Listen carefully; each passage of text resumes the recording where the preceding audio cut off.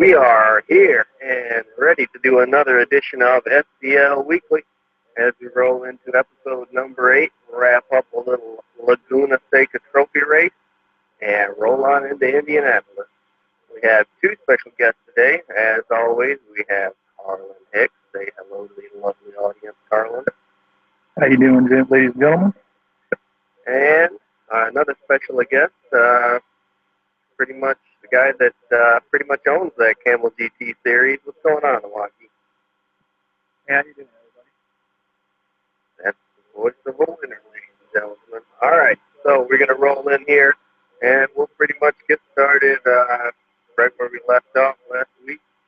We will take a little look here. We had a kart race, which was, I think it was a pretty fun race. The karts always put on the show with those fun shifter karts. Everybody always likes those. And they had a little race at Ontario Motor Speedway on Tuesday. The gang always has a good time there. And we also had the Bunny Bread 75 over at Dover International on that Tuesday. That's always a fun track over there at Dover.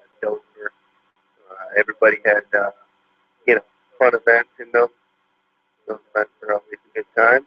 And then we get on to our Laguna Seca Trophy race we had on Wednesday with the Camel GT cars.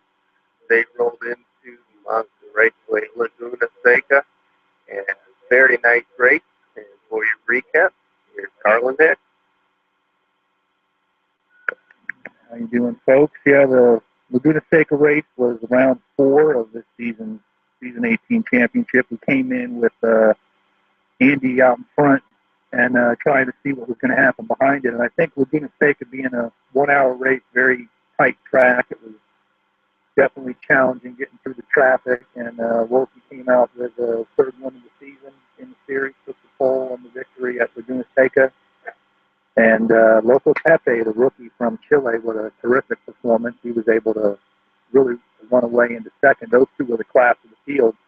And Super 8 wound up in third, Mortal Goose in fourth, and Roland fighting for the top 5. The story of this one was 1 and 2 were out on their own race, but 3 through 6 we were dead tight all throughout the race, and it really came down to pit strategy. I think that I know from my perspective, I was at the end of the line, so I pitted earlier because you really just couldn't.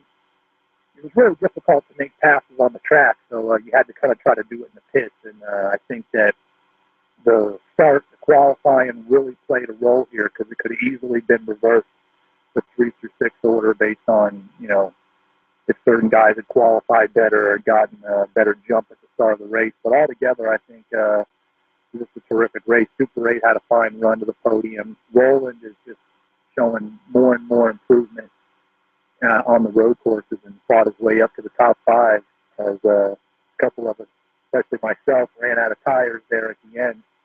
And back of the field, even we had some good drivers in there. Kiyoshiro's still getting his sea legs underneath him back in the Camel GT series, but he'll be up there fairly soon, as would Cat Guy. The big story here, Smoking Rock found his home track at Laguna Seca, and he blew up on the starting grid, so that was a little tough for him. But just another solid performance for Andy. We'll throw the winner's interview over to him here in a minute, but really spectacular run. I thought that, like I said, track position played a big role here. It was so difficult to pass, so narrow, you couldn't afford the slightest mistake, and that's Laguna Seca, and that's what makes this such a challenging race. And Wilkie, why don't you go ahead and tell us how you pulled this one off?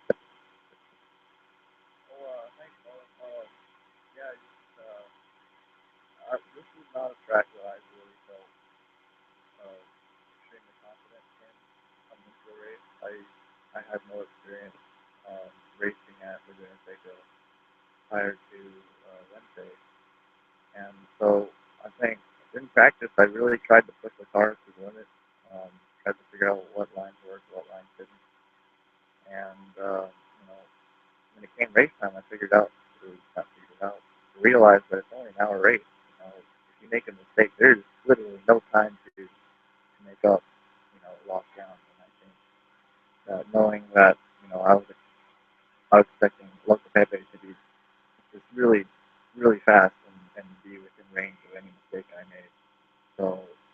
I decided before the race I'm going to take a step back. I'm going to take it a notch down, and I'm going to be as consistent as I could, and just make sure to minimize any mistakes and get that one pit stop nailed.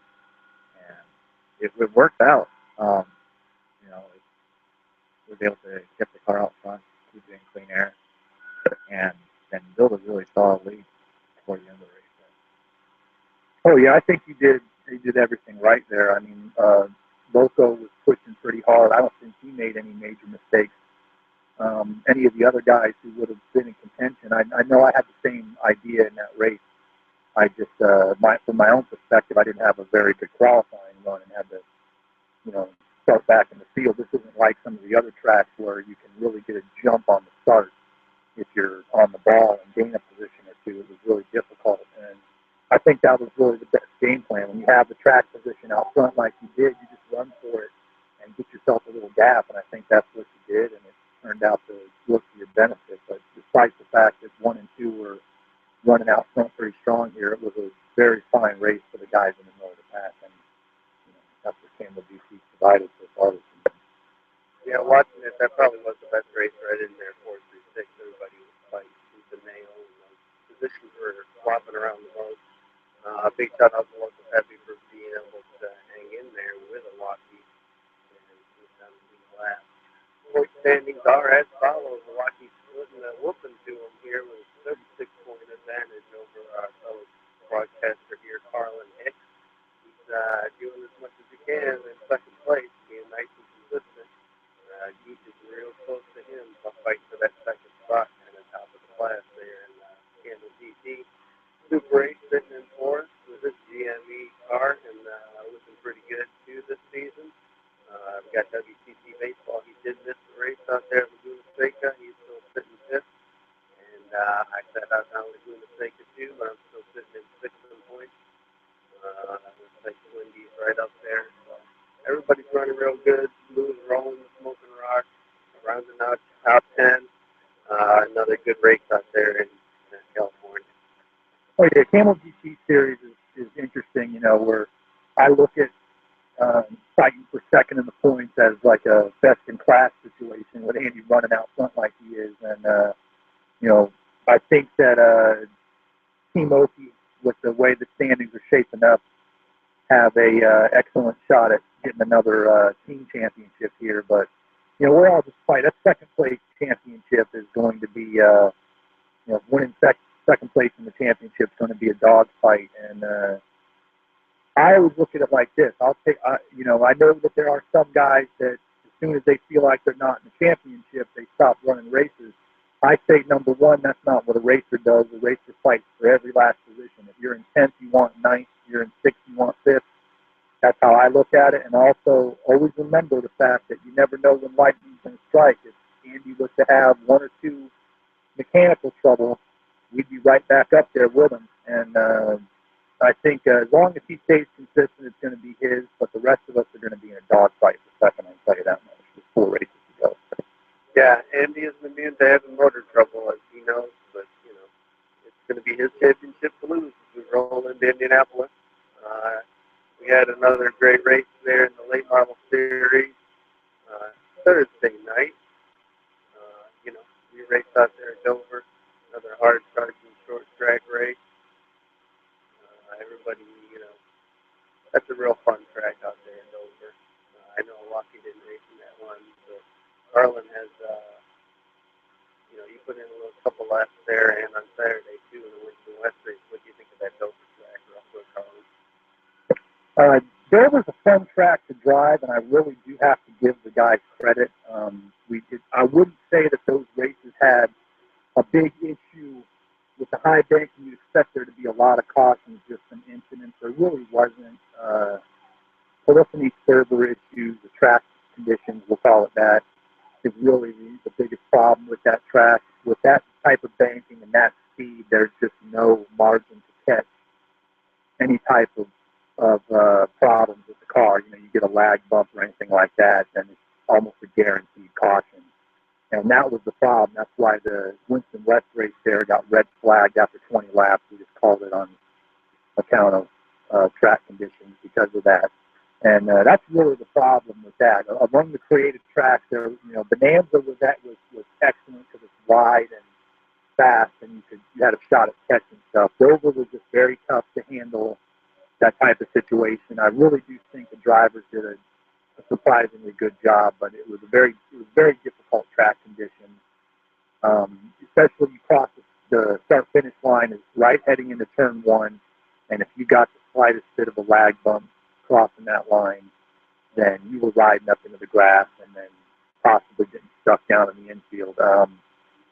Sometime in the future, when we're on next gen or whatever, we could definitely run a track like that. I was really pleasantly surprised by how professionally the guys, even some of the rookies, were able to handle it once they got a few laps on the track. But it was very tough going this week at those tracks.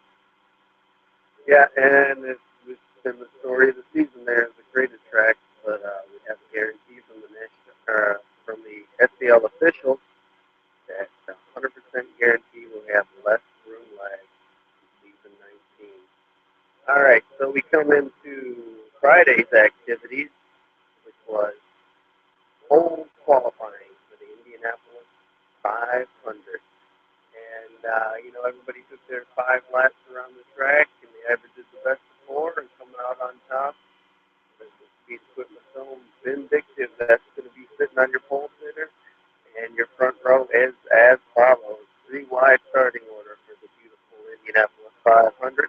We got Vinny out front, Polio is second, and DeCamber is third. That's going to be your front row. So a couple of Dana-Moore guys and BSC sitting on the pole.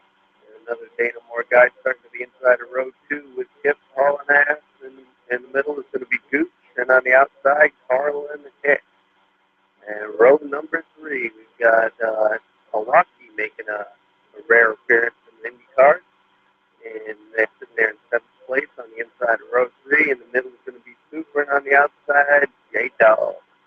And row number 4, rounding out the back half of the field here, is going to be Freak on the inside, Devil Dog in the middle. That's kind of our down under row. And Speedway Boogie sitting on the outside in 12th place in our last and final qualifier for the greatest race, the spectacle of the world here at Indianapolis 500. Joel Ritchie rounding out, putting the second BSC car into the field. Looks like it's going to be a very good race.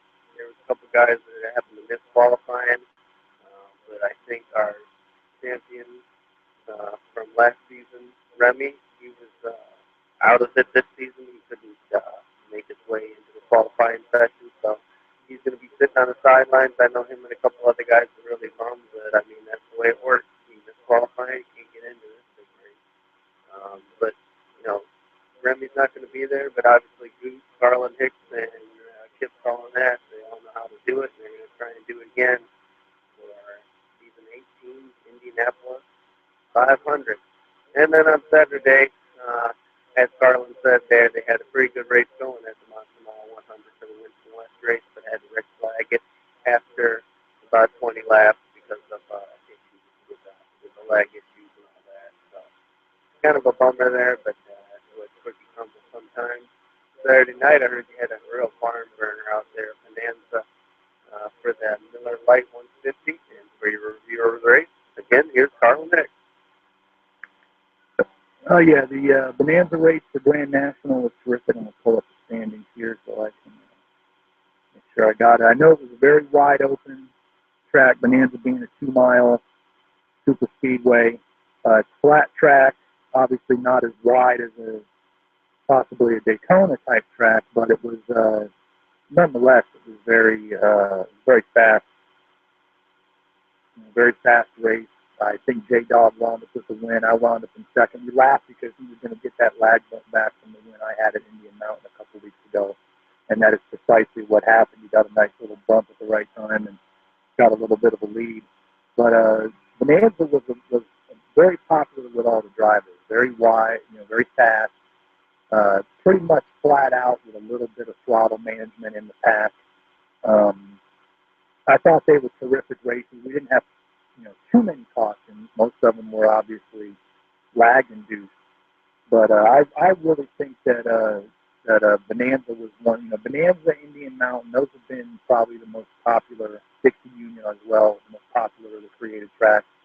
And that race, those races at tracks like that, once again, really came down to experience. The guys that know, we're all kind of new, relatively new to the track, and the guys who know how to put it together for these long races on a weekly basis usually rise to the top in these, and that's exactly what happened.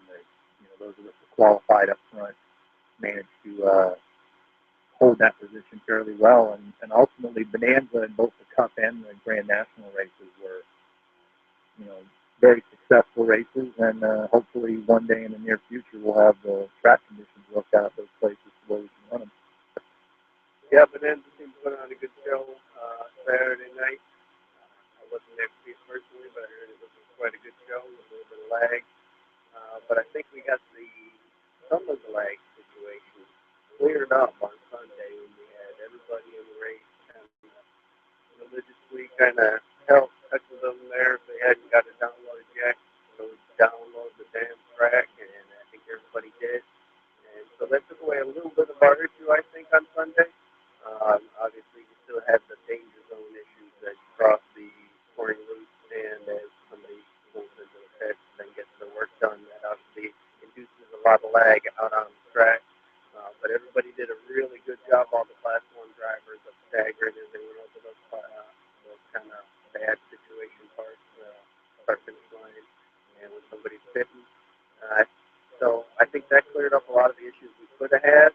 We had a pretty good race on Sunday. With the server issues like they are, it's kind of a tough deal. But everybody was having fun out there. And like you said, everybody was raving about the track. Everybody loves it. I think one of the biggest proponents of it is Scl Guy, man. He was just keeping up with another third place finish out there. But me and Tony kind of ran away with it at the end there.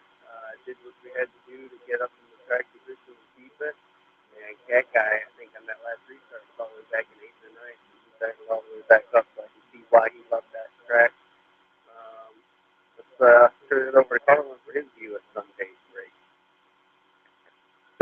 Yeah, it was an excellent race. We got down, like you said, down towards the finish.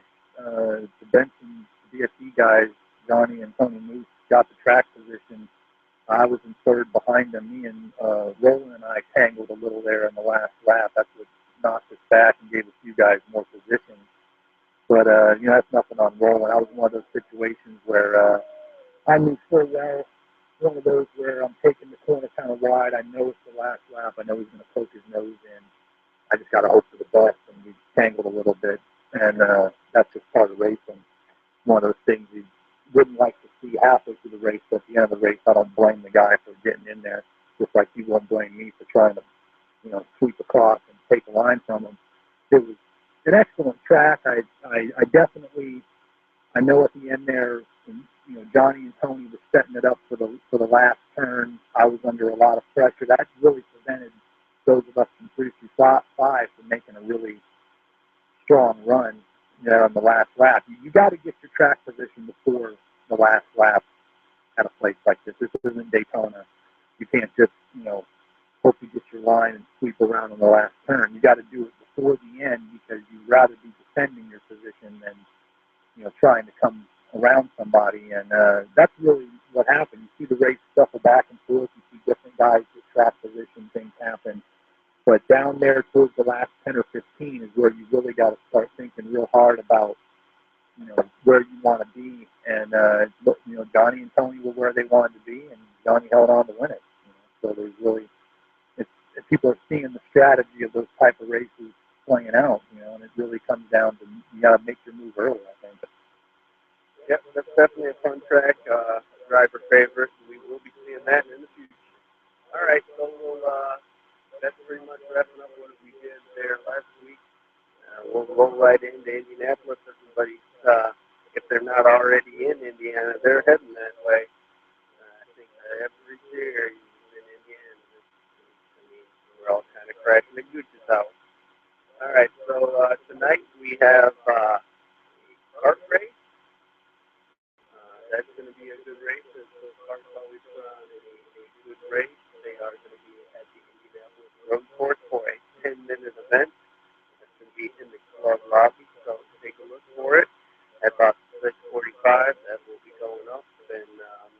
Sunday Cup League. We'll get an invite into there.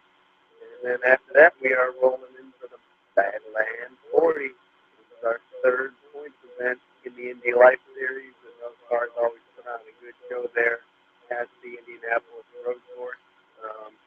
What do you think, Carlos? Another good show in the Badland 40? I know having run that race there before. That's an excellent race. Obviously, Cole and Chip, the Dynamo guys, are really good in the Indy Lights on that track. The one sleeper, if he runs in this race, is going to be Super 8. I remember a few seasons ago here, he had built up like a 6-second lead and was really on his way in this race to his first career win, which he's still waiting to get. And I believe he spun it coming out of the last turn, catching the grass, and that's what cost him. So I know he's quick here.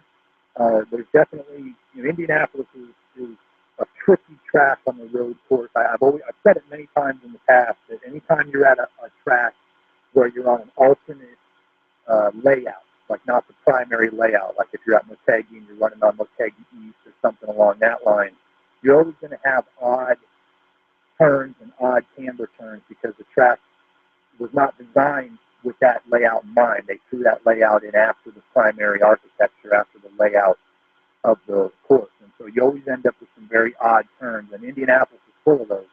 Flat, off camber, decreasing speed turns, and it's that makes it very difficult, particularly on the guys who aren't, road course veterans by nature. It's tough to get a handle on Indianapolis, but you're going to see the same thing on Wednesday in that race. And I think in this one, it really comes down to when you get to start, do you run a clean race? Do you stay out of trouble when you're in the pack? Because I think the guys that pop through the first 3 or 4, those are the ones who have a real shot at it, when it's long range. Yep, it should be an awesome race there for the Badlands coming into it. Folio was leading the point standing, and Danny O'Kip's is only 2 behind, so that's just fighting real hard there for, first place in that standing there. And J-Dog, he's about 16 back. He might be a little bit far up, but, still not over a lot of races left in the season. I think he has the Max Payne Super almost got, like you said, be moving right up when we get into Indianapolis. And as you alluded to a little bit there, the Campbell GP is also still in Indianapolis. So that's going to be an awesome race there Wednesday night for our Brickyard Grand Prix. We got a couple people signed up for it already. And qualifying will be going up tonight. Mobile 1 full day. Looks like we'll have another good race. Like Arlen said, there's a couple of funky little corners there. And some different stuff going at the drivers. So this will be definitely a good event on Wednesday also. But that just gets us ready for the rest of our events there as we move on to the Oval after Wednesday for our late model sportsman division. They will be racing at the Oval track, like you'll usually find the late models racing on the Oval. And they're taking right to the Indiana Oval, to the NCA 125 at Indianapolis Motor Speedway. 225 lap segments as the late models usually run there with a halfway break. It should be a real fun show. I know Milwaukee's driven the late models in Indianapolis a couple times there in Milwaukee. How do you feel that car handles the track there at Indianapolis? I think the last time I actually drove a late model at Indy was quite a while ago. But the last time, the cars have very low power. They're very aero dependent as far as stock cars go. So I think they're going to see a lot of drafting and a lot of overtakes done probably at the end of the straightaway. And I think that's going to be a real key to success when you're trying to make your moves up to the pack. To time that run, get that drafting partner that you need, and I think you'll get the passes done on the straightaway. Yeah, it's all about setting up the pass, and that's going to be very critical here in the late model division. But those cars always put on a good show. We'll go over here, take one peek at point standings real quick and see how they add up going into our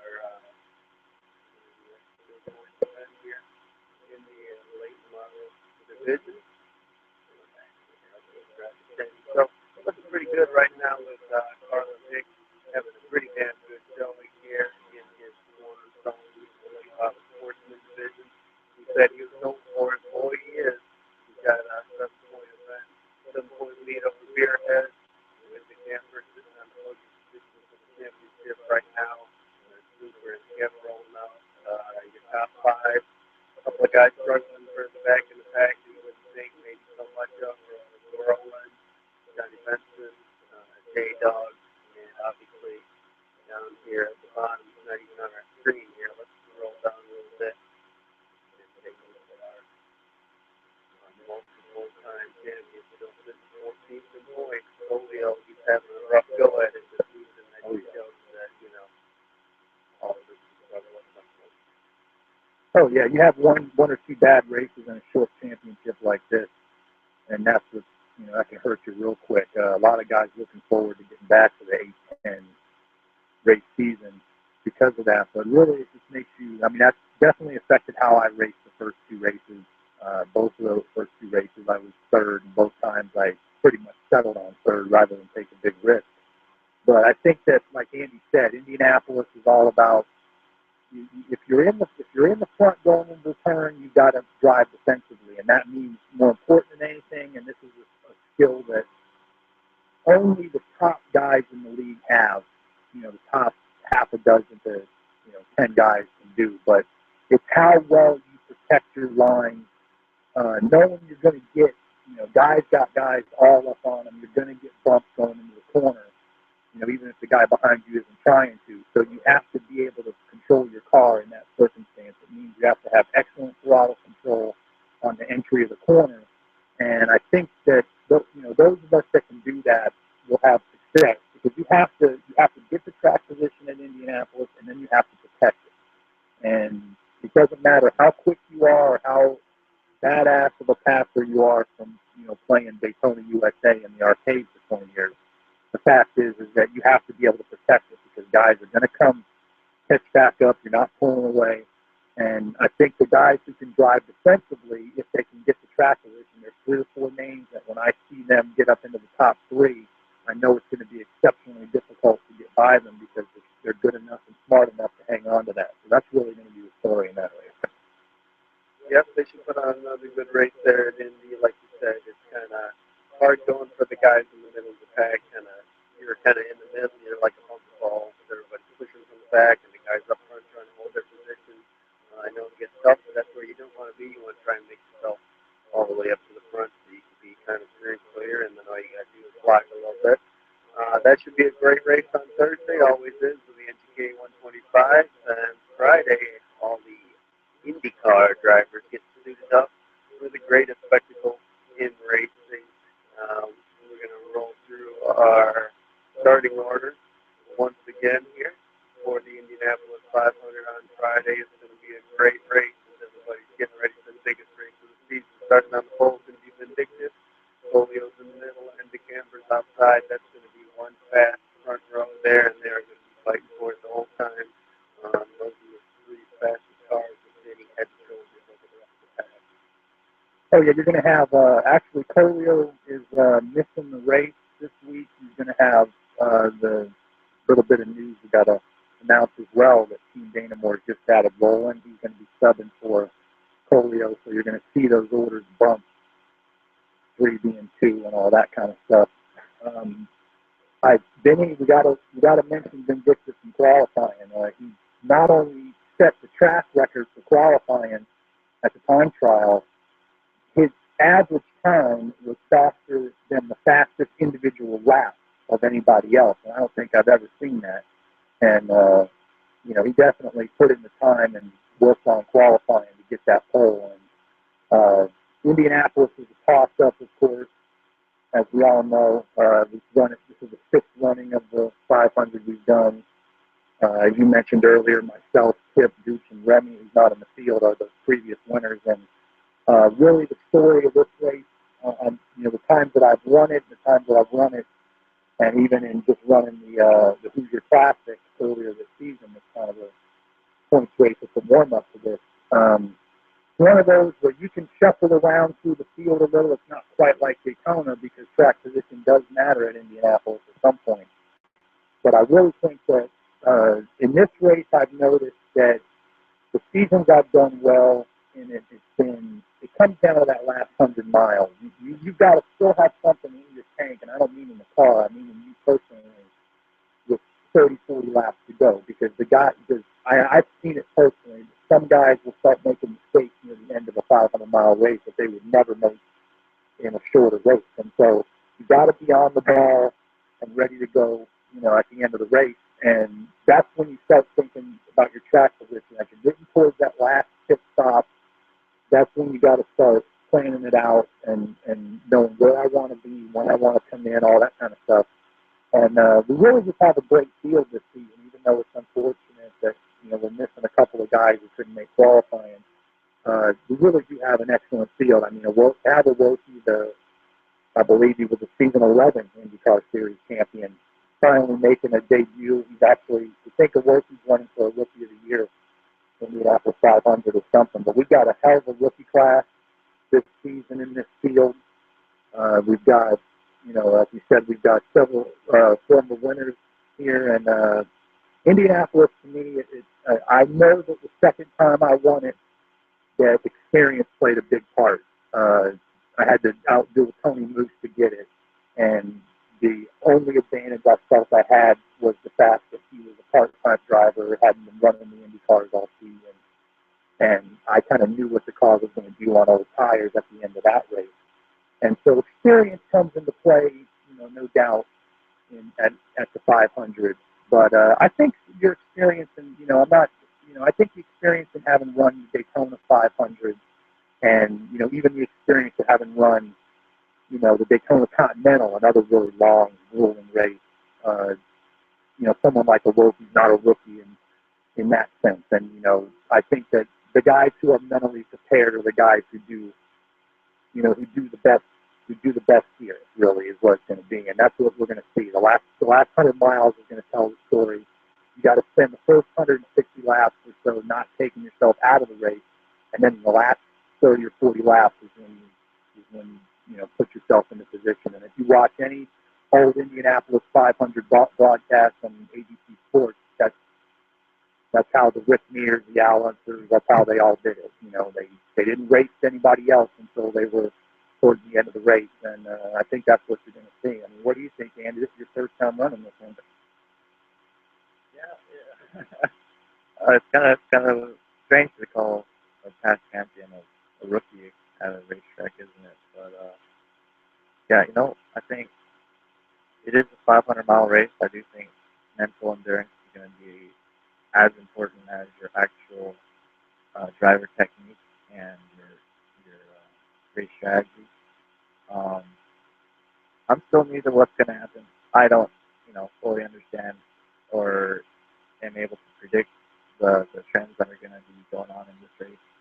But what I can say for certain is that definitely, pre-planning your moves and then acting, within an allotted time slot to start the move and finish the move is going to be really important. And I think myself being a rookie in this race, I think my main objective is just to kind of see if I can understand the trends of the race and figure it out before the 300-mile mark, and then really start to find out my moves before the end of the race, try to get that win. Yeah, looks like it's going to be another awesome spectacle of racing. We'll probably just talk to our leading Rookie of the Year candidates for the Indianapolis 500. Should be an awesome race there on Saturday or on Friday night. Everybody always loves doing that, and that's the biggest event, as we said, of the season there for the IndyCars. Saturday, we're going to have another full day of racing out there in Indianapolis. First off, we're going to have the Winston West race at 5:45. We're running Indiana 125. Speedway, 125 miles, another city lap competition for the Winston West. They always put on a good show for those big 192 horsepower stock cars. later on that day, we are going to be running another fabulous race there in Indianapolis. We just can't get enough of that Indianapolis Motor Speedway. We're going to be running that 80-lap race with the Grand National Division Quake State 200. So that should be another awesome race put on by the Grand National cars. And really, it's all just setting it up for the big day on Sunday. Second biggest stock car race of the season, everybody. The Brickyard 400. Everybody's really ramping up and hoping that they have a good showing there for the fifth race out of 8 for the season championship here. And I think everybody, it's going to be an awesome race. The Brickyard always puts on good competition, and just like the Indianapolis 500, it's going to be kind of coming down to the person that has the whip bottom there for that last 100 miles. I know Milwaukee and Carla both participated in this race a couple times. What do you think there, Harlan? Well, you're looking at, between the two of us, you're looking at five wins in the last 7 times we've won this race. This is, I believe, the 8th running of this race. And, Andy, the 4-time champ himself, he knows I managed to steal one. It's a lot like Indianapolis 500, the difference being, of course, the cars, obviously. You can easily overdrive the Cup cars here and adjust your pit window unwillingly. The pit windows are very narrow on a race of this long with these cars. So if you overdrive it, even by a lap or 2 per run, that could definitely come back to affect you later on in the race.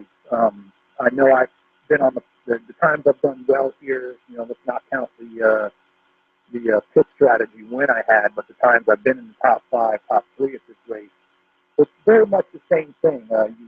You can kind of just cruise for the first 300 miles or so.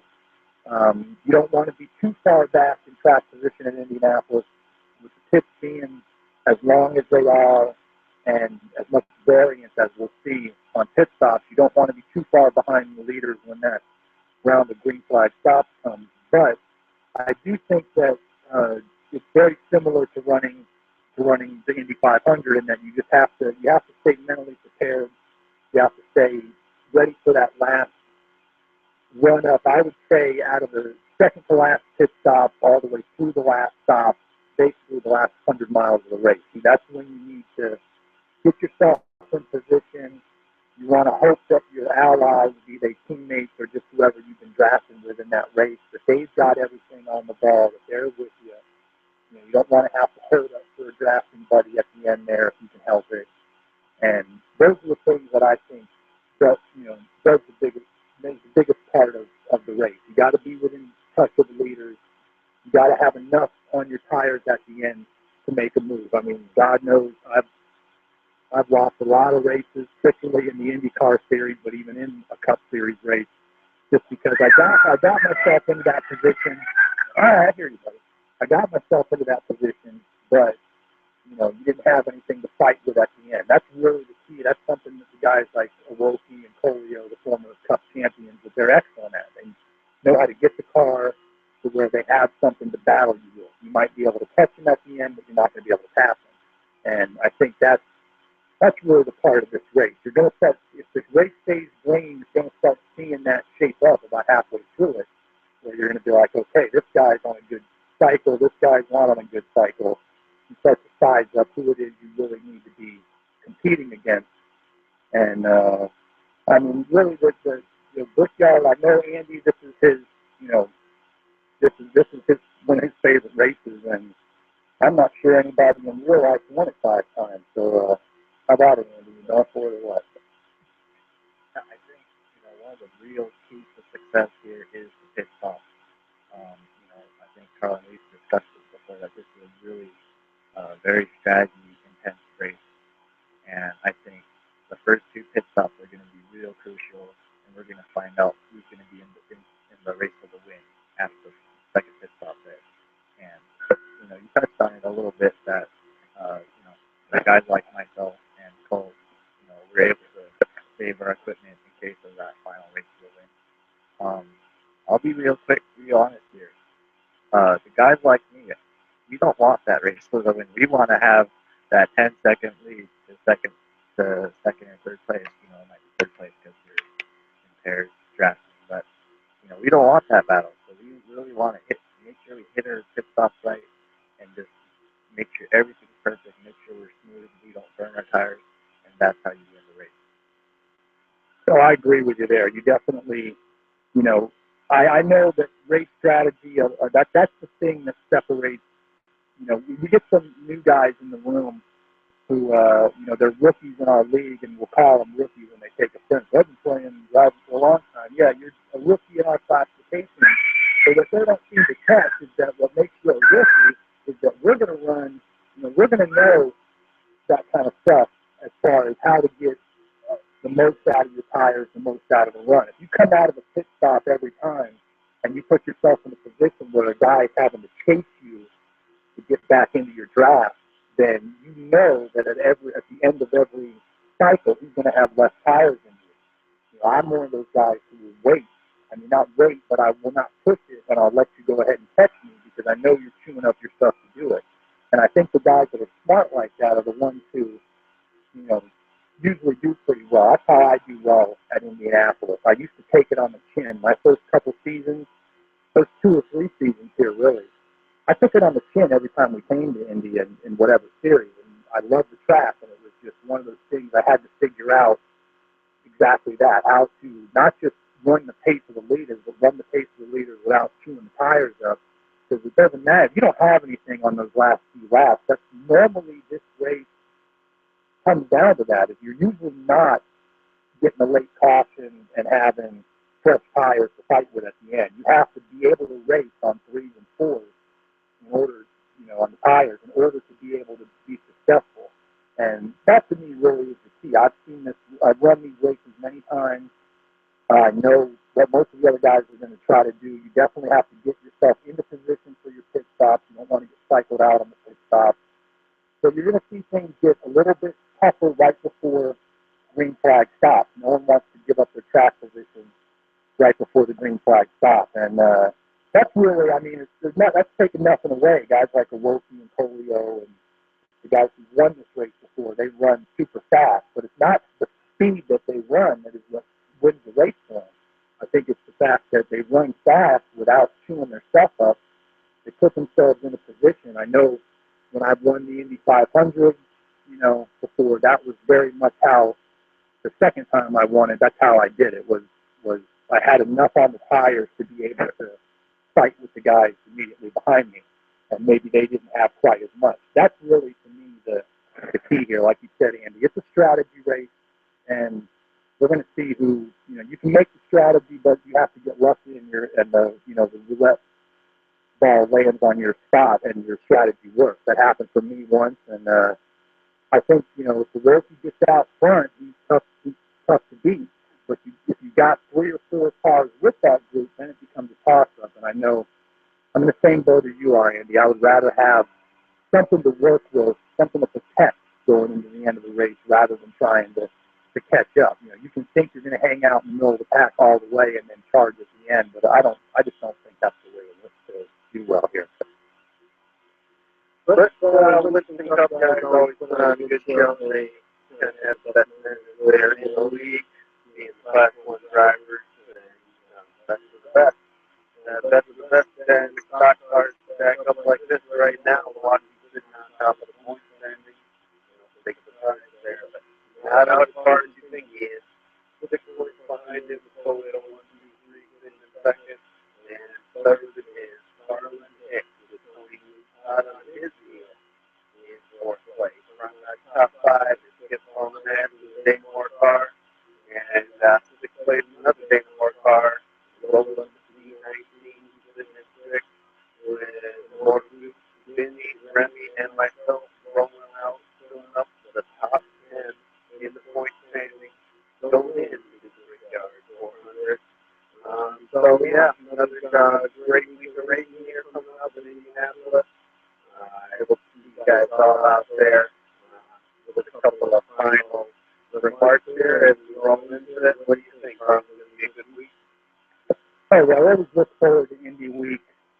Indianapolis week is one of, I love running the same track all week. I think it gets everybody, the races get better over the week as the guys get more and more attuned to the track. Obviously, the Brickyard's right in the middle of the season. It's big for the championship. We've got the guys who have won the last 8 Winston Cup championships, the Wolfie and Colio fighting at the top. And so this race definitely, being in the middle of the season, this race will decide what the championship's going to look like from here on out. And I think that the Brickyard is always one of our most popular races, always one of our biggest shows. And I'm just going to see you guys at the track this week, and we'll see what we got. All right, Rocky, what do you think here going into the Indianapolis week? What do you got for? I think especially this Sunday, you're going to see a really strong battle between myself and Polio. I think we're both going to come out with our own strategies, and we're going to, just being real honest here, I think both of us really want to end this points battle and end every question mark right here, right now.